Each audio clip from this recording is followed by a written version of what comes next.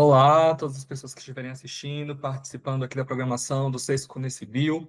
Eu sou o professor Dr. Gregory Alves Jonô, integro o quadro docente do Departamento de Ciências Biológicas da Universidade Estadual de Santa Cruz aqui no sul da Bahia, e vou vir aqui falar um pouco para vocês sobre a educação CTSA entre histórias e fundamentos, assim, uma introdução, um pouco sobre o que é esse grande campo de pesquisa que cresce cada vez mais, não só aqui no Brasil, mas em todo o mundo, com uma grande rede de pesquisadores e professores que vêm tentando compreender e aplicar as bases e as práticas desse universo. Então, a gente começa primeiro nos questionando, né? O que é ciência? E, historicamente, houveram diversas tentativas de se demarcar objetivamente o que é ciência. O grande problema da epistemologia e da filosofia da ciência sobre o que é ciência e de se demarcar a ciência é pano para manga, e não é sobre isso que eu vou me enfiar a mão nesse vespeiro aqui nessa palestra. Mas para a gente entender que não é possível, assim, nem com critérios monocriteriais ou pluricriteriais, a gente conseguir de fato definir o que é ciência. Até porque a ciência, ela deve ser entendida no momento em que ela é feita, porque a gente não pode ser anacrônico. Eu não posso olhar a ciência de hoje com o meu óculos do passado e nem vice-versa, ou olhar a ciência do passado com o meu óculos de hoje e querer fazer tais julgamentos. Mas algumas coisas são básicas. Primeiro que a gente tem que ter uma visão integrada da ciência e os elementos não humanos, com muitas aspas, que compõem essa ciência. A ciência ela é feita, ela é uma atividade humana, mas que envolve uma série de outros elementos políticos, sociais, econômicos, culturais, que influenciam e são influenciados pela ciência. Mas, se eu pudesse, de uma forma muito rasa, muito superficial, mas só para a gente encaminhar nosso debate, dá um conceito de ciência, e aí me perdoem o pessoal da filosofia da ciência, pelo que eu vou falar, é um debate muito gigante, eu colocaria de que a ciência é o conhecimento sistematizado que gera saberes e artefatos tecnológicos que nos possibilita conhecer e modificar o mundo. Então vamos usar isso só para a gente conseguir encaminhar nosso debate aqui, nesse momento agora da tarde, tá bom, gente? Vamos seguir com isso. A ciência moderna, então, por conta dessa complexidade de se entender o que é ou que não é ciência, a gente precisa de muitos tipos de estudos, de conhecimentos outros, que nos leve a esse debate, que nos colabore com esse debate, tanto da história da ciência, da filosofia da ciência, a sociologia da ciência, a própria psicologia da ciência se unem o tempo inteiro debatendo sobre o que é, do que se trata, qual a finalidade, qual a função da ciência, para nos mostrar o quão complexa é essa atividade científica, o quão difícil é se definir ou não o que está implicada dentro dessa atividade científica. E aí, para a gente continuar aqui, a gente precisa refletir sobre alguns outros conceitos. Então, a ciência ela não tem características especiais que a tornem intrinsecamente superior a outros ramos do conhecimento. A ciência ela nos ajuda a compreender, interpretar, modificar e utilizar uma determinada parcela do mundo, assim como o conhecimento religioso nos ajuda com outro, o conhecimento filosófico nos ajuda por outro, e assim por diante. E a ciência ela é construída por uma comunidade científica, que são de seres humanos. E nós, seres humanos, somos imbuídos de valores. Então, se as escolhas se reduzem a opções determinadas por valores subjetivos, pelos desejos dos indivíduos que compõem essa comunidade, a ciência por si só também vai estar imbricada desses valores, desses desejos e de outros elementos também que enviesam a atividade científica em uma ou outra camada. E aí a gente chega na tecnologia. A tecnologia, que por muitas vezes se confunde com a ciência, ou às vezes a gente coloca como se fosse quase que uma coisa só, mas a tecnologia está mais relacionada com as habilidades de aplicar o conhecimento produzido, mais correspondendo ao prático, ao fazer. Na tecnologia, no arcabouço da tecnologia, dá-se uma ênfase maior a uma resolução de problemas concretos, né, visando ali as necessidades do cotidiano, mas não estando, obviamente, ausente de um raciocínio teórico para que a gente chegue nessa resolução de problemas. E aí, quando a ciência e a tecnologia elas se juntam, a gente tem o que alguns vão colocar como CIT, ou até tecnociência, e aí vão ter alguns estudiosos próprios para compreender esta esfera da tecnociência. Mas enquanto a ciência está tentando compreender o mundo, a tecnologia está fazendo para suprir necessidades. Enquanto a ciência está buscando conhecer e explicar, a tecnologia vem para controlar e modificar. E aí percebam que essas duas coisas, né, esses dois lados, eles se juntam dentro de uma atividade só, por muitas vezes.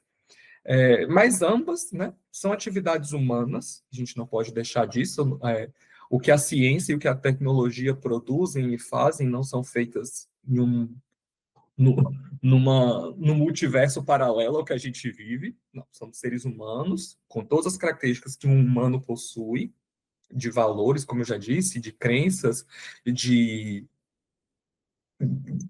de vontades, de implicações políticas, econômicas e todas essas esferas, mas que são atividades profundamente enredadas de ciência e tecnologia. E apesar de cada uma delas ter desenvolvido modos de operar diferenciados, ambas elas são envoltas em relações de poder e socioambientalmente elas impactam e são impactadas nesse processo.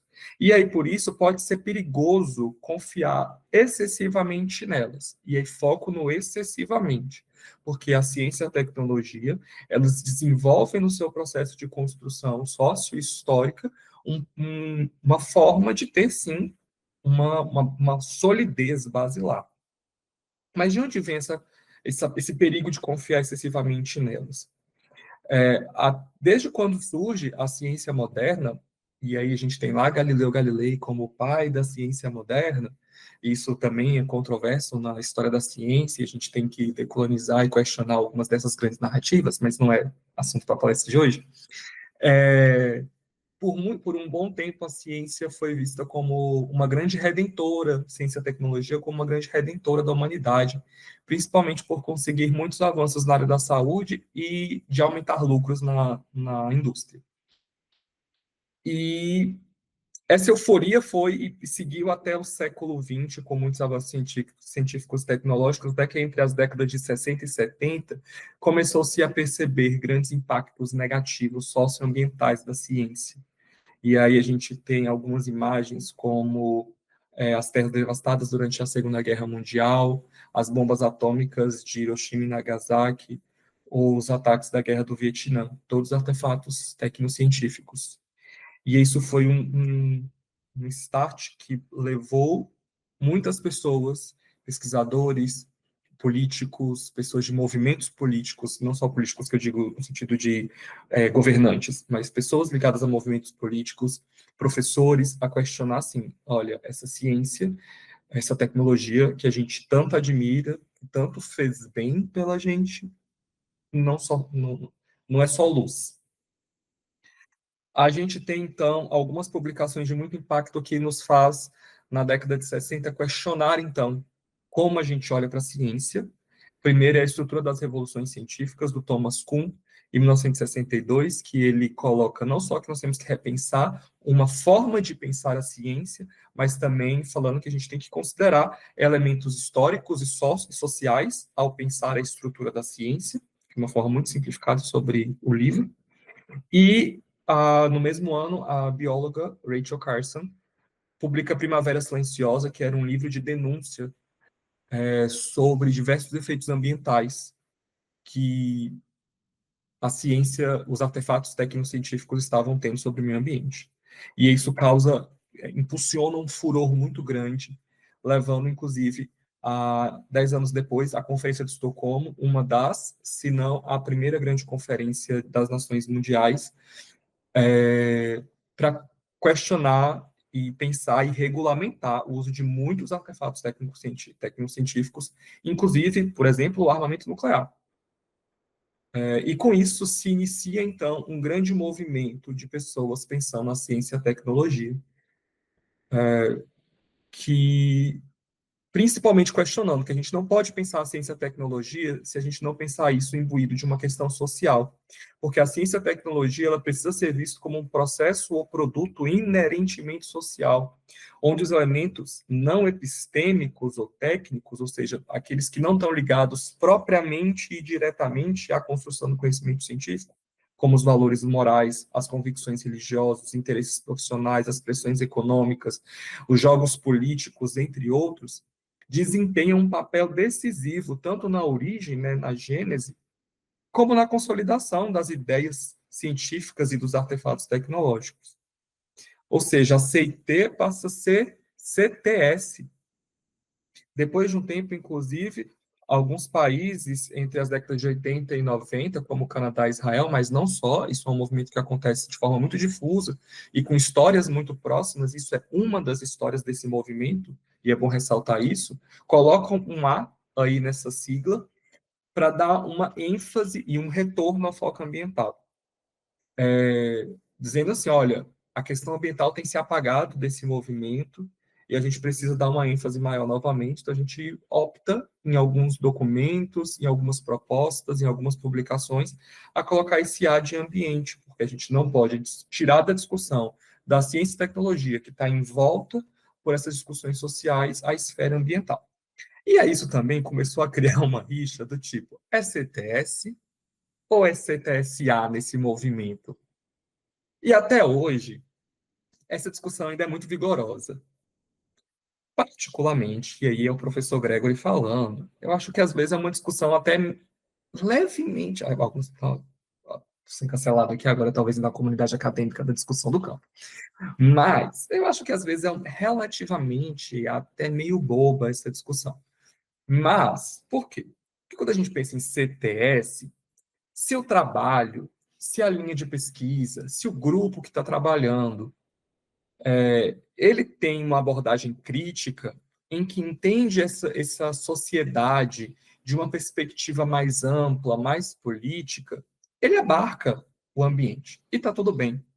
O problema é que, às vezes, e aí tem estudos que mostram isso, que tem muito trabalho que se diz CTS, que tem uma visão reducionista e ignora o ambiente na hora de produzir esses trabalhos, e aí, inclusive, está ignorando a gênese do movimento, que foram por conta das questões ambientais. Então, é um S que desconsidera elementos ambientais, então ele não vai abarcar o A. Aí, para algumas pessoas, e aí eu vou me incluir nessas pessoas, quando eu coloco o CTSA, eu abarco explicitamente o A, e isso tende a evitar o apagamento da esfera, né, do A, da esfera ambiental, da discussão. Mas o que também pode acabar virando uma sigla vazia, sem base crítica, porque também tem gente que vai falar CTSA e tá. Eu ia falar uma coisa aqui. Mas está pouco se lixando para a esfera ambiental. Então, no fim das contas, se o pesquisador, se o professor, se o estudioso usa CTS ou CTSA, mais do que uma filiação teórica, é mais um posicionamento político, ao meu ver. É mais um posicionamento político do que uma filiação teórica.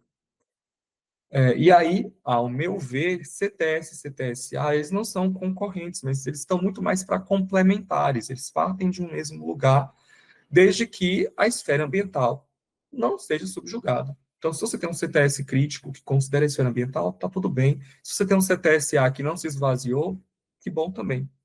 E aí a perspectiva CTSA, para mim, amplia também os horizontes da CTS, porque incorpora o meio ambiente como uma dimensão indissociável das questões sociotecnocientíficas, né? Deixa isso explícito.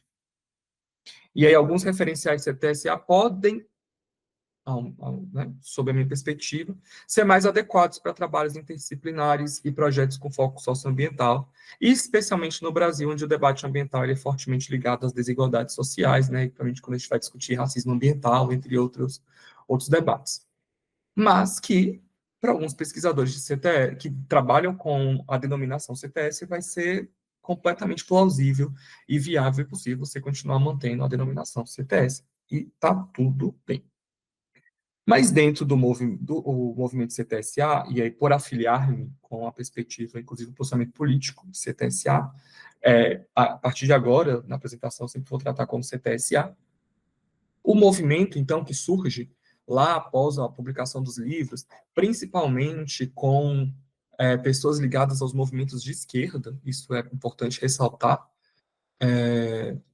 pesquisadores, movimentos políticos de esquerda, muitos professores, principalmente no campo das ciências humanas e sociais e das ciências da natureza, surge então esse movimento consolidado, principalmente na Europa, nos Estados Unidos e aqui na América Latina, com características diferentes em cada um desses lugares, com perspectivas, frentes de atuação e necessidades diferentes, até porque, se a gente pensar, contexto de Europa, contexto dos Estados Unidos e contexto da América Latina, nos anos 60, 70, 80, cada lugar desse vive uma coisa diferente e, obviamente, as configurações vão ser diferentes. Mas, de uma forma mais generalista, o movimento CTSA vai atuar, e atua até hoje, em 3 frentes de atuação. Né? Atua em frente de atuação. Primeiro, na pesquisa, sempre procurando alternativas a uma reflexão acadêmica tradicional sobre ciência e tecnologia, buscando promover uma nova visão, não essencialista e socialmente, promovendo justamente uma visão não essencialista e mais socialmente contextualizada da atividade científica. Nas políticas públicas, o movimento CTSA e as pessoas que integram esse movimento, nós buscamos defender uma regulação social da ciência e tecnologia, promovendo a criação de mecanismos mais democráticos e facilitadores da abertura dos processos de tomada de decisão sobre questões de políticas científico-tecnológicas. Mas, para isso, para que a população possa participar desses processos de tomada de decisão, a população precisa estar informada e ter conhecimento, estar educada sobre os processos de C&T dentro dessa esfera socioambiental. E, para isso, então, nós definimos o movimento CTSA dentro da educação, justamente promovendo a introdução de programas e disciplinas CTSA, tanto na educação básica quanto superior, sempre referidos a essa nova imagem de C&T que a pesquisa tanto vem atuando buscando. E aí, quando a gente fala na educação, o movimento CTSA, então, vai ter a educação CTSA como um braço de pesquisa que surge dentro do movimento CTSA, um braço de pesquisa e atuação mesmo, assim, não é só no campo de vista teórico, não é prático também. E a educação CTSA, em mais de 50 anos de existência, como prática, como busca teórica, ela se apresenta de variadas formas. Não vou entrar aqui em todas as formas, em todas as vertentes ou abordagens, ou qualquer outro nome que se denomine, mas só para vocês terem uma ideia, no trabalho de levantamento de 40 anos, as pesquisadoras Pedretti e Nazi, em 2011, definiram 6 correntes ou vertentes: a de aplicação em design, centrada em valores, a histórica, a sociocultural, a raciocínio lógica e a socioecojustiça, que vai mostrar que é possível fazer educação CTSA dessas 6 formas, cada uma delas com seus próprios focos, seus próprios objetivos para a educação científica, suas próprias abordagens em quais elas são dominantes, com seus próprios exemplos de estratégias didáticas, tem estudos de caso, casos de estudos históricos, com roleplays, com questões sociocientíficas, com aprendizagem baseada em problemas, para chegar nos seus principais focos. Então, enquanto umas são mais práticas e focados em técnicas e conhecimentos diretos, outros estão mais focados no desenvolvimento da cidadania, outros estão mais ligados com o trabalho com valores, outros têm uma preocupação maior com responsabilidade cívica, com a tomada de decisão. Recomendo aí quem tiver interesse dar uma buscada nesse trabalho dela, que é um clássico de quem trabalha com a educação CTSA, e é muito interessante para ver, inclusive, quais são as possibilidades de se trabalhar com a educação CTSA. Mas, seguindo, a educação CTSA, no ensino, na educação em ciências, né, e no ensino de biologia, ela possibilita superar problemas da educação tradicional tecnicista, mobilizar conhecimentos aprendidos para a prática cotidiana e entender, principalmente, que o conhecimento científico ele não é suficiente para resolver todas as situações do mundo. Ao contrário, resolve só algumas e nos ajuda com outras. e que, em comparação com a educação tradicional, que enquanto a educação tradicional organiza o conhecimento escolar por conteúdos, a educação CTSA a gente consegue organizar por temas, enquanto a educação tradicional busca ali explicações diretas e únicas de como o mundo funciona, a educação CTSA está muito mais focada em explicar possíveis soluções para o mundo, enquanto a educação tradicional busca verdades absolutas, a educação CTSA está prevendo consequências e como agir para essas consequências, né? A tomada de decisão. A educação tradicional reconhece um corpo de conhecimento, a educação CTSA reconhece que as decisões humanas influenciam o desenvolvimento dessa ciência e tecnologia, inclusive mobilizando diversos corpos de conhecimento. A educação tradicional trata de fenômenos isolados, enquanto a educação CTSA busca tratar de fenômenos contextualizados e reais e partir de um ensino e de uma aprendizagem, né, frente a esses fenômenos contextualizados e reais. E a educação tradicional é sempre assim, você chega na escola para partir de novos conhecimentos para entender o mundo. A educação social, você parte de implicações sociais para entender o mundo.